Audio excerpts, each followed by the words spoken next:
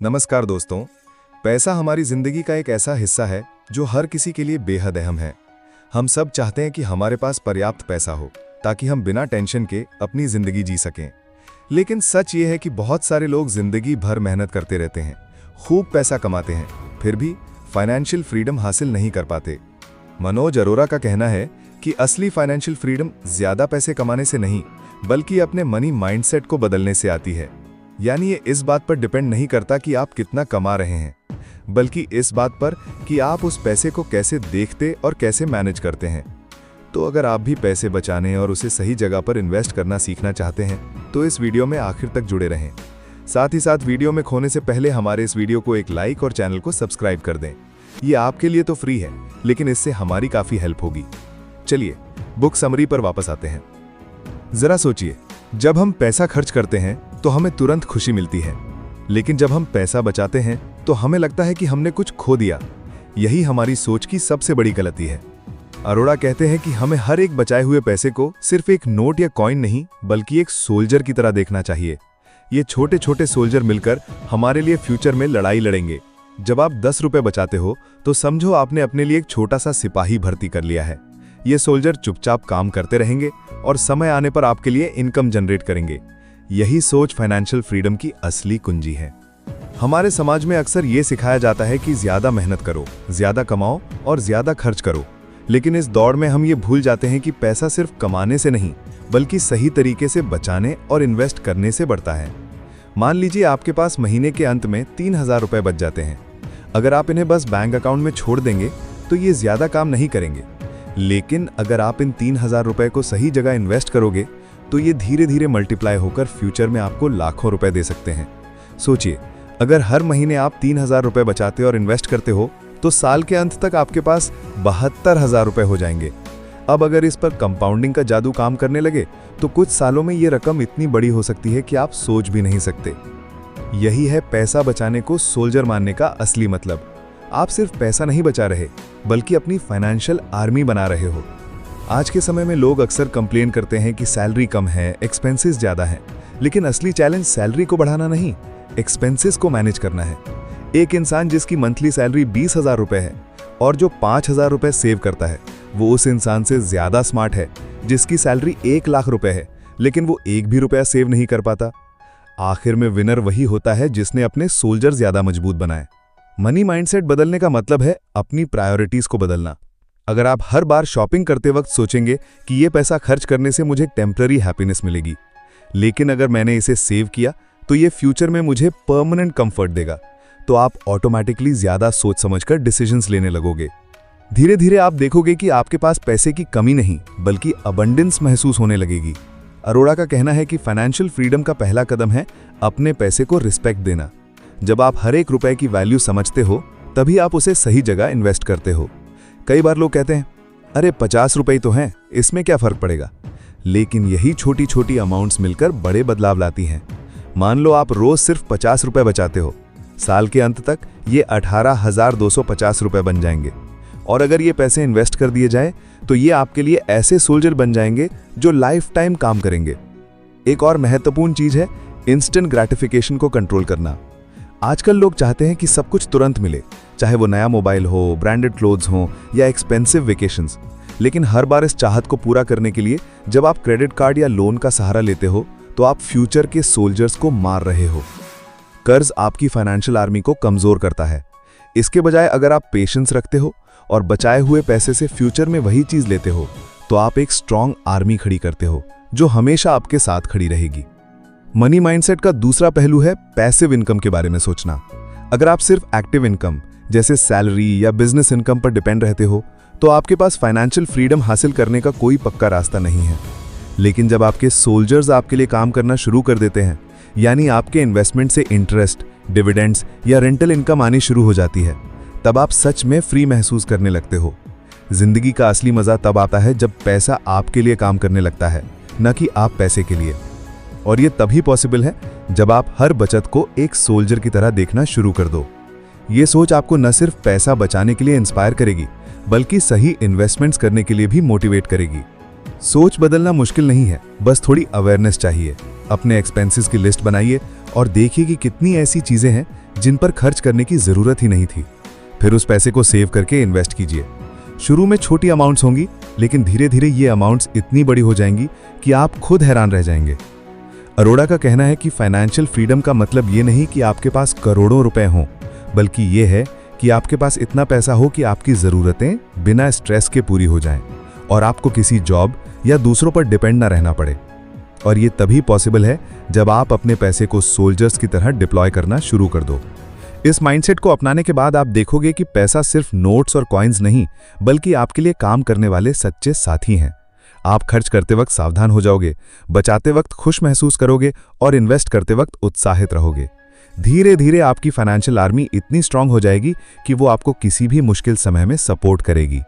यही असली financial freedom है, मन की शांति और जीवन में सुरक्षा। क्या आप चाहेंगे कि मैं इसको थोड़ा और विस्तार से समझाऊं और उदाहरणों के साथ कहानी के रूप में लिख दूं, ताकि ये और भी एंगेजिंग लगे? हर इंसान चाहता है कि उसकी जिंदगी आराम से गुजरे और उसके पास इतना पैसा हो कि न सिर्फ ज़रूरतें पूरी हों, बल्कि कुछ ड्रीम्स भी पूरे किए जा सकें। लेकिन अक्सर होता यह है कि महीने की सैलरी आते ही कुछ दिनों में खर्च हो जाती है और फिर बाकी महीने चिंता और टेंशन में गुजरता है। असली कारण यह है कि हम में से ज़्यादातर लोग अपने पैसे को बिना प्लान के खर्च करते हैं। इसीलिए मनोज अरोड़ा अपनी किताब में कहते हैं कि अगर आप सच में फाइनेंशियल ग्रोथ चाहते हैं तो आपको एक स्ट्रक्चर्ड मंथली बजट बनाना होगा। और इसके लिए सबसे सिंपल और इफेक्टिव तरीका है 50-30-20 मॉडल। ये मॉडल न सिर्फ आपको डिसिप्लिन देगा, बल्कि आपको पैसे का मजा लेने और साथ ही साथ फ्यूचर सिक्योर करने का रास्ता भी दिखाएगा। अब बात करते हैं कि आखिर ये 50-30-20 मॉडल होता क्या है। इसका मतलब है कि आप अपनी इनकम को 3 हिस्सों में डिवाइड करो। पहला हिस्सा 50%, दूसरा हिस्सा 30% और तीसरा हिस्सा 20%। हर हिस्सा अपनी जगह पर बेहद जरूरी है और अगर आप इस फॉर्मूला को लगातार फॉलो करते हो तो आप धीरे धीरे फाइनेंशियल स्टेबिलिटी के साथ ग्रोथ भी महसूस करोगे। अब जैसे कि एक उदाहरण से समझते हैं। मान लीजिए आपकी मंथली सैलरी 50,000 रुपए है, तो इस फॉर्मूला के हिसाब से आपको अपने पैसे को कैसे डिवाइड करना होगा? पहला हिस्सा 50% यानी 25,000 रुपए। ये हिस्सा आपकी ज़रूरतों जैसे घर में रेंट या EMI, खाना पीना, बिजली का बिल, ट्रांसपोर्टेशन, इस पर खर्च होगा। ये हमारी वो नीड्स होती हैं जिनके बिना हम जिंदगी नहीं जी सकते। दूसरा हिस्सा 30% यानी 15,000 रुपए। ये हिस्सा हमारे वांट्स या शौक के लिए होता है। इसमें आप अपने पसंद के कपड़े खरीद सकते हैं, रेस्टोरेंट में खाना खा सकते हैं या कहीं घूमने जा सकते हैं। ये हिस्सा आपकी जिंदगी में फन और जॉय लेकर आता है। और तीसरा हिस्सा 20% यानी 10,000 रुपए। ये हिस्सा सबसे इंपॉर्टेंट होता है क्योंकि ये हिस्सा आपके फ्यूचर के लिए सेव किया जाता है। इस पैसे को आप बचाते हैं और इसे सही जगह पर इन्वेस्ट करके अपने फ्यूचर को सिक्योर करते हैं।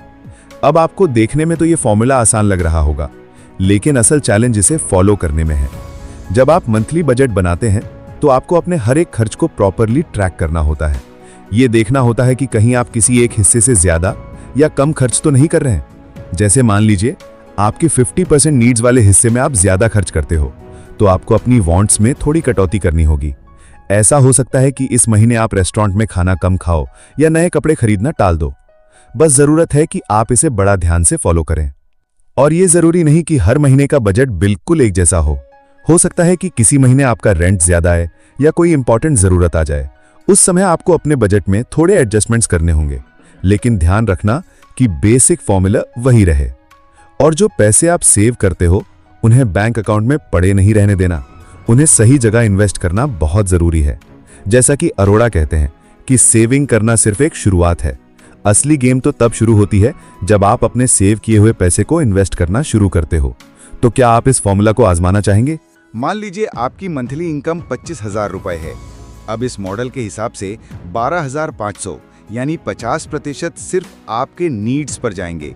नीड्स यानी जरूरी खर्चे जैसे घर का रेंट, बिजली पानी का बिल, ग्रोसरीज, बच्चों की स्कूल फीस, ट्रैवल एक्सपेंसेस और वो सभी चीजें जिनके बिना आप बेसिक लाइफ नहीं जी सकते।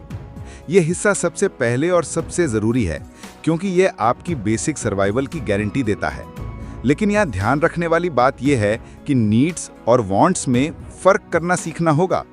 अगर आप ब्रांडेड कपड़ों को जरूरी समझोगे या हर हफ्ते बाहर खाना नीड्स मान लोगे तो आपका बजट फेल हो जाएगा। नीड्स वो चीजें हैं जिनके बिना जीना मुश्किल है, ना कि वो चीजें जो सिर्फ खुशी देती हैं। अब आता है दूसरा हिस्सा यानी 30%। ये हिस्सा आपके वांट्स के लिए है। वांट्स का मतलब वो खर्चे जो आपकी जिंदगी को और मजेदार बनाते हैं, लेकिन उनके बिना आप जी सकते हो, जैसे मूवीज देखना, बाहर खाना, शॉपिंग करना, ट्रैवल करना या हॉबीज पर खर्च करना। कई बार लोग सोचते हैं कि पैसा बचाने का मतलब है कि आपको बिल्कुल मजा नहीं लेना चाहिए, लेकिन अरोड़ा का कहना है कि लाइफ को एंजॉय करना भी उतना ही जरूरी है जितना फ्यूचर सिक्योर करना। अगर आप सिर्फ सेव करते रहोगे और आज की जिंदगी का मजा नहीं लोगे तो आप फ्रस्ट्रेट हो सकते हो और शायद सेविंग और इन्वेस्टिंग भी बीच में छोड़ दो। इसलिए 30% वाला हिस्सा आपको बैलेंस सिखाता है, रिस्पॉन्सिबल तरीके से एंजॉयमेंट करना। अब आता है सबसे इंटरेस्टिंग और पावरफुल हिस्सा, 20% वाला। ये 20% आपके फ्यूचर का सबसे बड़ा हथियार है। ये हिस्सा आपकी सेविंग्स और इन्वेस्टमेंट्स के लिए है। यहीं से असली फाइनेंशियल ग्रोथ शुरू होती है। अगर आप हर महीने अपनी इनकम का 20% इन्वेस्ट करते हो तो धीरे धीरे कंपाउंडिंग का जादू आपके पैसे को कई गुना बढ़ा देगा। यही वो सोल्जर्स हैं जिनके बारे में अरोड़ा बार बार बात करते हैं। ये 20% आपके लिए पैसिव इनकम क्रिएट करेंगे, ताकि एक दिन आप काम करना बंद भी कर दो तो भी पैसा आपके लिए काम करता रहे। सोचिए, अगर आपकी सैलरी 50,000 रुपये है तो हर महीने आप 10,000 रुपये बचाकर इन्वेस्ट कर सकते हो। साल में ये 1,20,000 रुपये हो जाएंगे। अब अगर इस पर औसतन 12% का रिटर्न मिलता है तो 10 से 15 साल बाद ये रकम लाखों में बदल जाएगी और यही कंपाउंडिंग आपको फाइनेंशियल फ्रीडम के करीब ले जाएगी। सबसे बड़ी बात यह है कि ये सिर्फ थियरी नहीं, बल्कि प्रैक्टिकली हर सक्सेसफुल इन्वेस्टर ने इसी तरह से अपनी फाइनेंशियल आर्मी खड़ी की है। लेकिन अब सवाल ये आता है कि इस मॉडल को प्रैक्टिकली कैसे फॉलो करें। सबसे पहले तो एक डिटेल्ड बजट बनाइए। अपनी इनकम और एक्सपेंसेस लिखिए। देखिए कि कहाँ ज़्यादा खर्च हो रहा है और कहाँ कटौती की जा सकती है। अगर आपकी नीड्स 50% से ज़्यादा ले रही हैं तो कोशिश कीजिए कि धीरे धीरे उन्हें कम करें। हो सकता है शुरुआत में मुश्किल लगे, लेकिन धीरे धीरे आप सीख जाएंगे कि कैसे कम पैसों में भी नीड्स पूरी हो सकती है। कई बार लोग कहते हैं कि हमारी सैलरी इतनी कम है कि 20% बचाना पॉसिबल ही नहीं है, लेकिन सच्चाई यह है कि थोड़ी स्मार्टनेस से हर कोई कुछ ना कुछ बचा सकता है। मान लीजिए आप हर रोज 100 रुपये एक्स्ट्रा खर्च करते हो, चाय, स्नैक्स या अननेसेसरी शॉपिंग पर। अगर आप ये खर्च कम कर दो तो महीने में 3,000 रुपये बच सकते हैं और यही 3,000 रुपये इन्वेस्ट करने पर फ्यूचर में बहुत बड़ी रकम बन सकते हैं। एक और चीज़ जो इस मॉडल को सक्सेसफुल बनाती है वो है डिसिप्लिन। कई लोग शुरुआत में जोश के साथ बजट बनाते हैं, लेकिन 2 से 3 महीने बाद छोड़ देते हैं। लेकिन अगर आप सच में ग्रोथ चाहते हो तो आपको लगातार फॉलो करना होगा। बजट बनाना एक बार का काम नहीं, बल्कि एक हैबिट है। जैसे आप रोज खाना खाते हो, वैसे ही बजट को रोजाना या हर हफ्ते चेक करना चाहिए। अरोड़ा ये भी कहते हैं कि बजट सिर्फ पैसे का हिसाब रखने के लिए नहीं होता, बल्कि ये आपके गोल्स को अचीव करने का सबसे बड़ा टूल है। जब आप अपने बजट में 20% सेविंग्स डालते हो तो आपको एक सेंस ऑफ सिक्योरिटी महसूस होती है। आप जानते हो कि आपका फ्यूचर सेफ है और आप बेफिक्र होकर अपनी वांट्स पर खर्च कर सकते हो। यही बैलेंस आपको जिंदगी का मजा लेने और फाइनेंशियल स्ट्रेस से दूर रहने का मौका देता है। इस मॉडल का एक हिडन बेनिफिट ये भी है कि ये आपको ज़रूरत और चाहत में फ़र्क करना सिखाता है। जब आप हर महीने कॉन्शियसली देखते हो कि 50% नीड्स में जा रहे हैं और 30% वांट्स में, तो आपको ऑटोमेटिकली समझ में आने लगता है कि कौन सा खर्च वाकई ज़रूरी है और कौन सा सिर्फ टेम्परेरी हैप्पीनेस के लिए है। यही समझ धीरे धीरे आपकी मनी हैबिट्स को इम्प्रूव करती है। और याद रखिए, ये मॉडल रिजिड नहीं है। अगर आपकी इनकम कम है तो आप 50-30-20 को 70-25-15 या 70-20-10 में भी बदल सकते हो। इंपॉर्टेंट ये नहीं है कि रेशो बिल्कुल परफेक्ट हो, बल्कि ये है कि आप हर महीने सिस्टमैटिकली कुछ ना कुछ सेव और इन्वेस्ट करें। यही स्मॉल स्टेप्स एक दिन बड़े रिजल्ट देंगे। अब सोचिए, अगर आप ये मॉडल आज से ही फॉलो करना शुरू करते हो तो अगले 10 साल में आप कितनी स्ट्रॉन्ग फाइनेंशियल पोजीशन पर होंगे। जहां बाकी लोग अपने फ्यूचर के लिए टेंशन लेंगे, वहीं आप रिलैक्स्ड होकर एंजॉय कर रहे होंगे, क्योंकि आपके पास पैसिव इनकम होगी। आप ना सिर्फ अपनी नीड्स पूरी कर पाओगे, बल्कि वांट्स भी आराम से फुलफिल कर सकोगे। आखिरकार बजटिंग का मतलब खुद को बांधना नहीं, बल्कि खुद को फ्री करना है। जब आपके पास एक क्लियर बजट होता है तो आप जानते हो कि कहां खर्च करना है और कहां बचाना है। इससे आपके माइंड को शांति मिलती है और आप गिल्ट फ्री एंजॉयमेंट कर पाते हो। याद रखिए, पैसा कमाना जरूरी है, लेकिन उसे सही तरीके से मैनेज करना उससे भी ज्यादा जरूरी है। और यही 50-30-20 मॉडल आपको सिखाता है। ये एक ऐसा रास्ता है जो ना केवल आपके प्रेजेंट को खुशहाल बनाता है, बल्कि आपके फ्यूचर को भी सिक्योर करता है। जब आप इसे लगातार फॉलो करेंगे तो धीरे धीरे आपकी लाइफ में स्टेबिलिटी, कॉन्फिडेंस और सबसे बढ़कर फाइनेंशियल फ्रीडम आ जाएगी। क्या आप चाहोगे कि मैं इस कॉन्सेप्ट को एक रिलेटेबल कहानी के रूप में भी लिख दूं, ताकि इसे पढ़ना और भी मजेदार लगे? कभी आपने सोचा है कि छोटा सा बीज जब धरती में बोया जाता है तो सालों बाद वो एक विशाल पेड़ में बदल जाता है? यही जादू होता है पेशेंस और समय का। पैसों की दुनिया में भी कुछ ऐसा ही जादू काम करता है, जिसे कहते हैं कंपाउंडिंग इफेक्ट। ये एक ऐसा पावरफुल कॉन्सेप्ट है जो आपकी छोटी सी सेविंग को सालों में इतना बड़ा बना देता है कि आप खुद देखकर हैरान हो जाओगे। मनोज अरोड़ा अपनी किताब में इस बात पर जोर देते हैं कि कंपाउंडिंग का असली फायदा उन्हीं को मिलता है जो जल्दी शुरू करते हैं और लगातार अपने पैसे को ग्रो होने का मौका देते हैं। मान लीजिए आप सिर्फ 500 रुपये हर महीने इन्वेस्ट करते हो। सुनने में ये अमाउंट बहुत छोटा लगता है। हमें लगता है कि 500 रुपये से भला क्या होगा, लेकिन कंपाउंडिंग का जादू ये साबित कर देता है कि छोटी सी रकम भी समय के साथ लाखों में बदल सकती है। यही रीजन है कि इसे दुनिया का 8वां अजूबा कहा गया है। अल्बर्ट आइंस्टाइन ने भी कहा था कि कंपाउंडिंग दुनिया की सबसे पावरफुल ताकत है। अब जरा इमेजिन कीजिए कि आपने 25 साल की उम्र से हर महीने सिर्फ 500 रुपये इन्वेस्ट करना शुरू किया। अगर आप इसे अगले 30 साल तक करते हो और औसतन 12% एनुअल रिटर्न मिलता है, तो जब आप 55 साल के हो गए, आपकी ये छोटी सी सेविंग लगभग 17 लाख रुपए से ज्यादा की हो जाएगी। अब सोचिए 500 रुपए, जो आज के समय में एक फैमिली डिनर से भी कम है, वो आपके फ्यूचर में लाखों का खजाना बन सकता है। यही कंपाउंडिंग का कमाल है। कंपाउंडिंग काम कैसे करता है, इसे सिंपल तरीके से समझते हैं। जब आप पैसा इन्वेस्ट करते हो तो उस पर आपको इंटरेस्ट या प्रॉफिट मिलता है। फिर अगले साल ये इंटरेस्ट आपके एक्चुअल पैसे में जुड़ जाता है, और अगले साल आप इंटरेस्ट सिर्फ अपने इनिशियल पैसे पर नहीं बल्कि पूरे अमाउंट पर पाते हो। इसे कहते हैं इंटरेस्ट ऑन इंटरेस्ट। यही इंटरेस्ट पर इंटरेस्ट समय के साथ स्नोबॉल की तरह बढ़ता चला जाता है और आपकी छोटी सी रकम को बड़ी माउंटेन बना देता है। एक एग्जाम्पल और लेते हैं। मान लीजिए 2 दोस्त हैं, राहुल और मोहित। राहुल ने 25 साल की उम्र में इन्वेस्ट करना शुरू किया और हर महीने 1000 रुपये इन्वेस्ट करने लगा। उसने सिर्फ 10 साल यानी 35 साल की उम्र तक इन्वेस्ट किया और फिर रुक गया।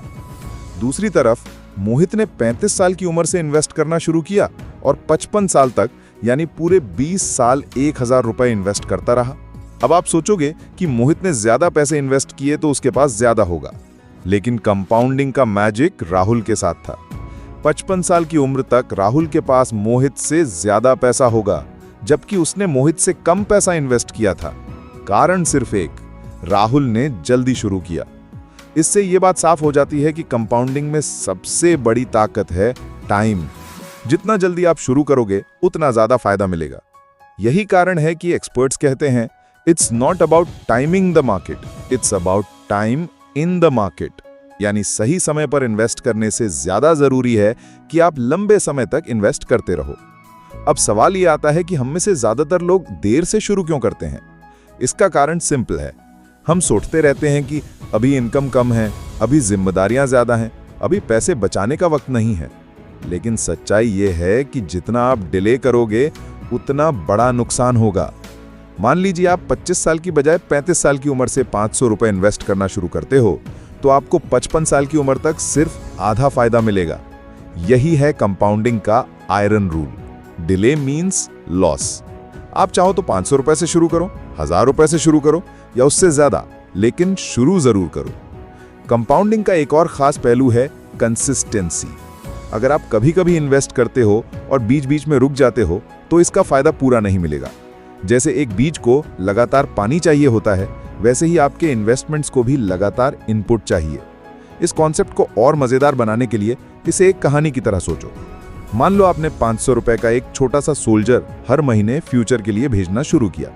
शुरू में ये सोल्जर्स कम होते हैं और आपको लगता है कि इनसे कोई बड़ा फर्क नहीं पड़ेगा, लेकिन साल दर साल ये सोल्जर्स मल्टीप्लाई होते रहते हैं।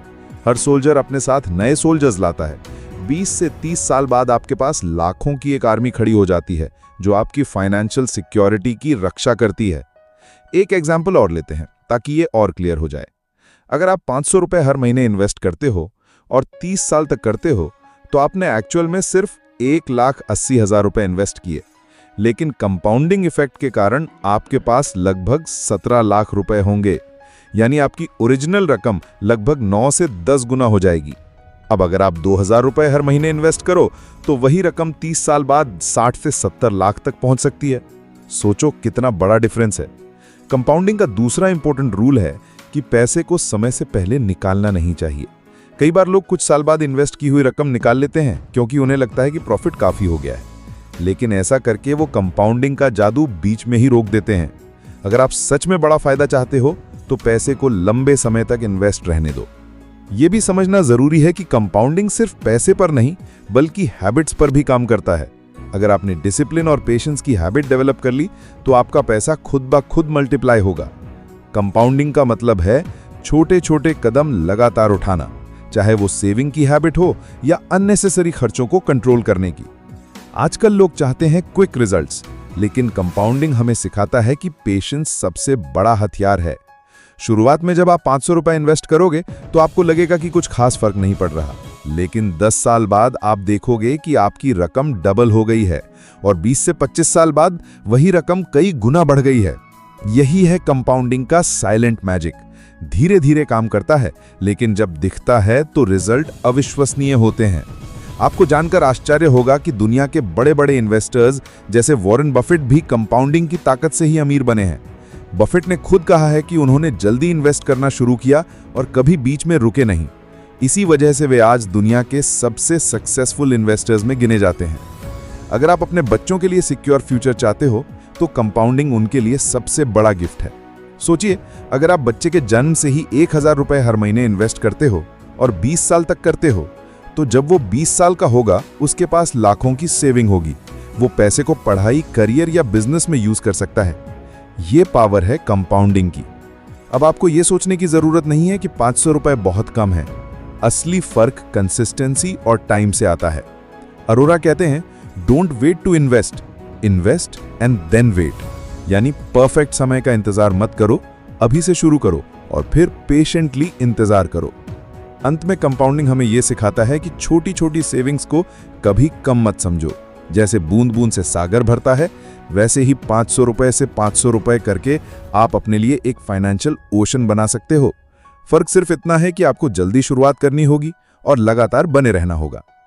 क्या आप चाहेंगे कि मैं इसको और एंगेजिंग बनाने के लिए एक्चुअल नंबर्स के साथ एक कंपैरिजन चार्ट भी बनाऊं, ताकि आपको एग्जैक्ट डिफरेंस दिखे कि जल्दी शुरू करने और देर से शुरू करने में कितना बड़ा गैप बन जाता है। जिंदगी में हर इंसान की एक कॉमन इच्छा होती है कि उसकी इनकम बढ़े और वो आरामदायक जीवन जी सके। जब सैलरी बढ़ती है तो हमें लगता है कि अब हमारे सारे फाइनेंशियल प्रॉब्लम्स खत्म हो जाएंगे, लेकिन मनोज अरोरा बताते हैं कि अक्सर होता इसका उल्टा है। सैलरी बढ़ने के बावजूद भी बहुत से लोग फाइनेंशियली स्टेबल नहीं हो पाते। कारण है लाइफस्टाइल क्रीप। ये एक ऐसा जाल है जिसमें सैलरी बढ़ने के साथ साथ हमारे खर्च भी बढ़ जाते हैं और हम उतने ही परेशान रहते हैं जितने पहले थे। यानी पैसा बढ़ता है पर सेविंग्स और इन्वेस्टमेंट्स वहीं के वहीं रह जाते हैं। लाइफस्टाइल क्रीड को सिंपल शब्दों में समझें तो ये हमारी हैबिट है ज्यादा कमाने के बाद ज्यादा खर्च करने की। जैसे ही प्रमोशन मिलता है या इनकम बढ़ती है, हम सोचते हैं कि अब हमें बड़ा घर चाहिए, नई कार चाहिए, ब्रांडेड कपड़े चाहिए या हर हफ्ते बाहर खाना चाहिए। शुरू में ये सब खुशियां देता है, लेकिन धीरे धीरे ये एक्सपेंसेस आपकी इनकम को खा जाते हैं और आपके पास सेव करने के लिए कुछ नहीं बचता। यही कारण है कि कई लोग लाखों की सैलरी कमाने के बावजूद भी लोन और क्रेडिट कार्ड डेट में डूबे रहते हैं। सोचिए, जब आपकी सैलरी 25,000 थी तो आप 15,000 में कंफर्टेबली मैनेज कर रहे थे। अब सैलरी बढ़कर 50,000 हो गई और आपको लगा कि अब तो सेविंग्स आसानी से हो जाएंगी। लेकिन जैसे ही सैलरी बढ़ी, आपने नया फोन खरीद लिया, ईएमआई पर नई कार ले ली, वीकेंड पर बाहर खाना शुरू कर दिया और ब्रांडेड क्लोथ्स पहनने लगे। नतीजा ये कि 50,000 सैलरी होने के बावजूद आप फिर से महीने के अंत में जीरो बैलेंस पर पहुंच गए। यही लाइफस्टाइल क्रीप है, एक अदृश्य जाल जो आपकी फाइनेंशियल ग्रोथ को रोक देता है। अरोड़ा कहते हैं कि अगर आप इस जाल से बाहर निकलना चाहते हो तो सबसे पहले अपनी सोच बदलनी होगी। सैलरी बढ़ने का मतलब ये नहीं है कि हर बार आपके एक्सपेंसेस भी बढ़ जाएं। सैलरी का बढ़ना आपकी सेविंग्स और इन्वेस्टमेंट्स को बढ़ाने का सबसे अच्छा मौका है। एक सिंपल एग्जाम्पल से समझते हैं। मान लो आपकी सैलरी 30,000 से बढ़कर 40,000 हो गई। अगर आप एक्स्ट्रा 10,000 का पूरा पैसा खर्च करने के बजाय उसमें से 7,000 सेविंग और इन्वेस्टिंग में डाल दो और सिर्फ 3,000 अपने लाइफस्टाइल इंप्रूव करने के लिए इस्तेमाल करो, तो सालों बाद आप फाइनेंशियली बहुत सिक्योर हो जाओगे। लेकिन अगर पूरा 10,000 खर्च कर दोगे तो फिर से वही स्थिति होगी कि इनकम बढ़ी लेकिन फाइनेंशियल स्टेबिलिटी नहीं आई। लाइफस्टाइल क्रीप से बचने का सबसे इफेक्टिव तरीका है बजट बनाना और उसे स्ट्रिक्टली फॉलो करना। अगर आप पहले से 50-30-20 मॉडल फॉलो कर रहे हो तो सैलरी बढ़ने के बाद भी उसी रेशो में अपने पैसे को डिवाइड करते रहो। इससे आपकी सेविंग्स प्रोपोर्शनली बढ़ेंगी और लाइफस्टाइल पर खर्च भी कंट्रोल रहेगा। लोग अक्सर ये गलती करते हैं कि सैलरी बढ़ते ही अपनी वांट्स को नीड्स में बदल देते हैं। जैसे पहले सिंपल फोन काफी था, लेकिन अब लगता है कि आईफोन जरूरी है। पहले लोकल रेस्टोरेंट में खाना ठीक लगता था, लेकिन अब 5 स्टार डाइनिंग ही सही लगता है। यही सोच हमें फाइनेंशियल ट्रैप में डाल देती है। याद रखिए, नीड्स और वांट्स अलग अलग चीजें हैं। सैलरी बढ़ने पर जरूरतें रैली बढ़ती है, लेकिन वांट्स तेजी से बढ़ जाती है और हमें लगने लगता है कि वे भी नीड्स है। अरोड़ा ये भी कहते हैं कि लाइफस्टाइल क्रीप सिर्फ पैसे की बर्बादी नहीं है, बल्कि फ्यूचर की सिक्योरिटी को खतरे में डालना है।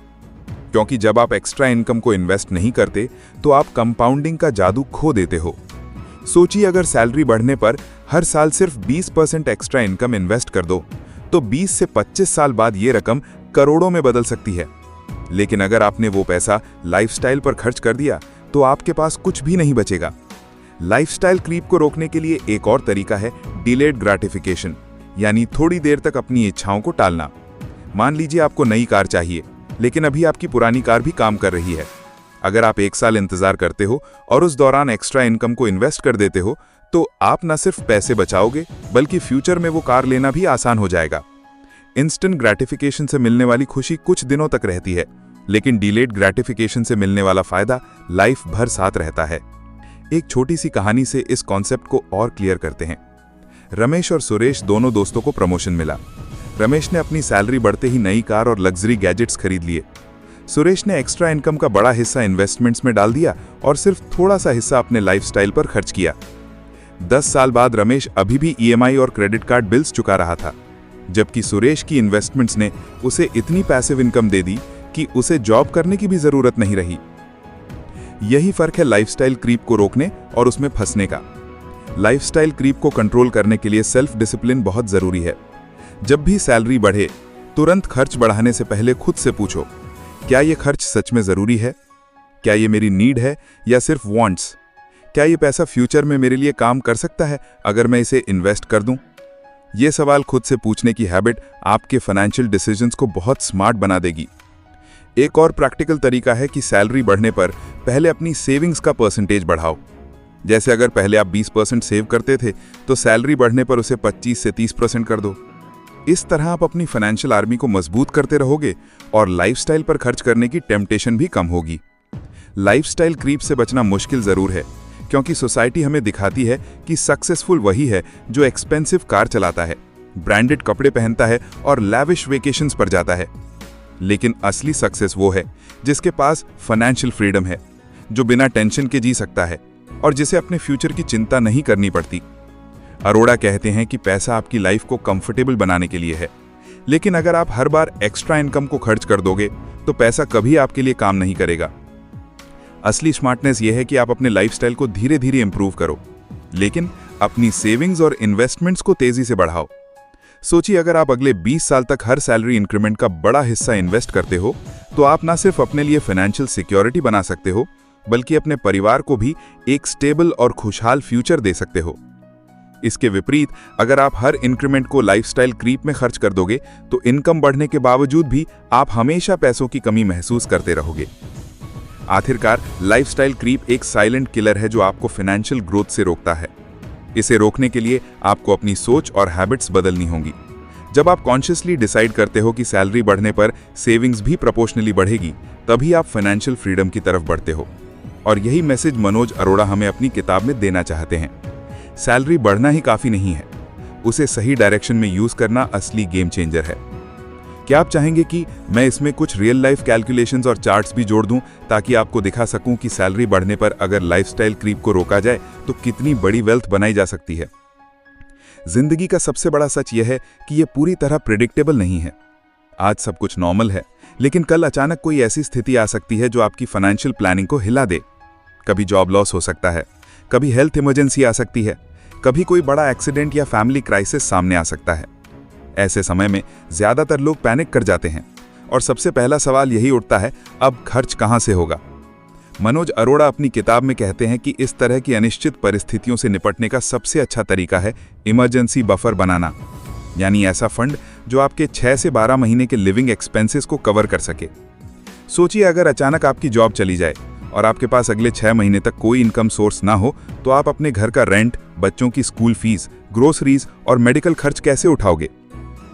अगर आपके पास इमरजेंसी बफर नहीं है तो आपको लोन लेना पड़ेगा, क्रेडिट कार्ड का इस्तेमाल करना पड़ेगा या फिर अपनी मेहनत की इन्वेस्टमेंट्स तोड़नी पड़ेंगी, और ऐसा करने से आपका पूरा फाइनेंशियल प्लानिंग बिगड़ जाएगा। लेकिन अगर आपके पास पहले से इमरजेंसी बफर तैयार है तो आप बिना किसी डर या टेंशन के उस क्राइसिस को संभाल लोगे। इमरजेंसी बफर एक तरह का फाइनेंशियल सेफ्टी नेट है। यह ऐसा कुशन है जो आपको गिरने से बचाता है। मान लीजिए आपकी मंथली एक्सपेंसेस 40,000 हैं, तो अरोड़ा कहते हैं कि आपके पास कम से कम 2,40,000 यानी 6 महीने के खर्च से लेकर 4,80,000 रुपए 12 महीने के खर्च तक का इमरजेंसी फंड होना चाहिए। यह फंड आपके लिए शील्ड की तरह काम करेगा। अब सवाल यह है कि यह पैसा कहां और कैसे रखना चाहिए। इमरजेंसी बफर का मकसद ये नहीं है कि आप इस पैसे को स्टॉक मार्केट या म्यूचुअल फंड्स में इन्वेस्ट कर दें ताकि ये तेजी से बढ़े। इसका मकसद है कि ये पैसा हमेशा लिक्विड रहे, यानी जब भी जरूरत हो आप तुरंत इसे निकाल सकें। इसलिए सबसे सही जगह है सेविंग्स अकाउंट, फिक्स्ड डिपॉजिट यानी एफडी या लिक्विड म्यूचुअल फंड्स। इन जगहों पर आपका पैसा सेफ भी रहेगा और जरूरत पड़ने पर तुरंत मिल भी जाएगा। बहुत लोग सोचते हैं कि इमरजेंसी कभी नहीं आएगी, लेकिन जिंदगी का एक्सपीरियंस यही बताता है कि इमरजेंसी हमेशा बिना नॉक किए आती है। किसी का अचानक एक्सीडेंट हो गया, किसी को जॉब से निकाल दिया गया, किसी की मेडिकल सर्जरी करनी पड़ी। ऐसी स्थितियों में अगर आपके पास बैकअप नहीं है तो आप इमोशनली और फाइनेंशियली दोनों तरह से टूट सकते हो। इमरजेंसी बफर आपको कम से कम फाइनेंशियल स्ट्रेस से तो बचा ही लेता है। इस कॉन्सेप्ट को एक कहानी के जरिए और क्लियर करते हैं। रवि एक आईटी कंपनी में काम करता था और उसकी सैलरी ठीक ठाक थी। उसने अपनी सारी सेविंग्स म्यूचुअल फंड्स में डाल दी क्योंकि उसे लगा कि इमरजेंसी कभी नहीं आएगी। अचानक उसकी कंपनी ने डाउनसाइजिंग की और उसकी जॉब चली गई। अब उसके पास मंथली एक्सपेंसेस उठाने के लिए कोई इनकम नहीं थी। मजबूरी में उसने अपने म्यूचुअल फंड्स को लॉस में बेचा और क्रेडिट कार्ड पर डिपेंड करना पड़ा। इससे उसकी फाइनेंशियल स्थिति और बिगड़ गई। वहीं उसका दोस्त अंकित, जिसने अरोड़ा की सलाह मानकर 6 महीने का इमरजेंसी फंड बना रखा था, उसने कामली उस क्राइसिस को हैंडल किया। जॉब ढूंढने का दौरान उसने अपने बफर से खर्च निकाला और उसे किसी लोन या क्रेडिट कार्ड पर डिपेंड नहीं करना पड़ा। यही फर्क है इमरजेंसी बफर के होने और ना होने का। अरोड़ा कहते हैं कि इमरजेंसी बफर सिर्फ जॉब लॉस के लिए नहीं, बल्कि हर तरह की अनफोर्सीन सिचुएशंस के लिए जरूरी है, जैसे मेडिकल इमरजेंसीज। मान लीजिए आपको अचानक हॉस्पिटल में एडमिट होना पड़ा और बिल लाखों में आ गया। इंश्योरेंस भी है, लेकिन इंश्योरेंस हर खर्च कवर नहीं करता। उस गैप को आपका इमरजेंसी फंड ही भर सकता है। अब सवाल ये आता है कि इतना बड़ा फंड कैसे बनाया जाए। हर किसी के लिए एक बार में 6 से 12 महीने का खर्च निकालना आसान नहीं होता। इसलिए इसका सबसे सिंपल तरीका है धीरे धीरे इसे बिल्ड करना। मान लीजिए आपकी मंथली एक्सपेंसेस 30,000 रुपए है, तो आपका टारगेट होना चाहिए कि 3 लाख रुपए का बफर बने। अगर आप हर महीने 10,000 रुपए अलग रखते हो तो 2.5 साल में आपका पूरा इमरजेंसी फंड तैयार हो जाएगा। इस दौरान आप इसे अपनी टॉप प्रायोरिटी बनाओ और अननेसेसरी वांट्स पर खर्च करने की बजाय इस फंड को स्ट्रॉन्ग करने पर ध्यान दो। इमरजेंसी बफर का एक और फायदा है पीस ऑफ माइंड। जब आपको पता होता है कि चाहे कुछ भी हो जाए, अगले 6 से 12 महीने तक आपके पास अपने एक्सपेंसेस पूरे करने के लिए पैसा है, तो आप ज्यादा कॉन्फिडेंट महसूस करते हो। ये कॉन्फिडेंस आपको जॉब में बेटर परफॉर्मेंस करने, बेहतर डिसीजंस लेने और रिस्क लेने की हिम्मत देता है। एक इंटरेस्टिंग फैक्ट ये भी है कि जिन लोगों के पास इमरजेंसी बफर होता है, वे अक्सर जल्दी फाइनेंशियल फ्रीडम हासिल करते हैं, क्योंकि उन्हें क्राइसिस आने पर अपनी इन्वेस्टमेंट्स को तोड़ना नहीं पड़ता। उनकी कंपाउंडिंग अनइंटरप्टेड चलती रहती है और उनका वेल्थ क्रिएशन प्रोसेस डिस्टर्ब नहीं होता। इमरजेंसी बफर बनाते समय एक बात हमेशा याद रखनी चाहिए, ये पैसा सीक्रेट है, यानी इसे सिर्फ इमरजेंसी में ही यूज करना है। वीकेंड पार्टी, गैजेट्स खरीदने या वेकेशंस के लिए इसका इस्तेमाल करना गलत है। ये फंड आपकी शील्ड है, जिसे तोड़ने का मतलब है खुद को बिना प्रोटेक्शन के छोड़ देना। अब सोचिए, अगर आपके पास 12 महीने का बफर तैयार है तो आप कितने रिलैक्स्ड हो जाओगे। आप जॉब में अननेसेसरी प्रेशर नहीं लेंगे, क्योंकि आपको पता है कि अगर नौकरी छूट भी गई तो आप आराम से नहीं तलाश सकते हो। आप हेल्थ को लेकर डरेंगे नहीं, क्योंकि आपको मालूम है कि इमरजेंसी में पैसा रेडी है। यही असली फ्रीडम है, मन की शांति और फाइनेंशियल सिक्योरिटी। अरोड़ा का कहना है कि इमरजेंसी बफर हर किसी के फाइनेंशियल प्लान का पहला स्टेप होना चाहिए। लोग अक्सर सोचते हैं कि पहले इन्वेस्ट करेंगे और बाद में इमरजेंसी फंड बनाएंगे, लेकिन सच्चाई ये है कि बिना बफर के इन्वेस्टमेंट्स हमेशा रिस्क में रहती है। इसलिए सबसे पहले अपना इमरजेंसी फंड स्ट्रॉन्ग करो, उसके बाद ही इन्वेस्टमेंट शुरू करो। अगर आप अभी सोच रहे हो कि आपके पास इमरजेंसी फंड नहीं है तो घबराओ मत।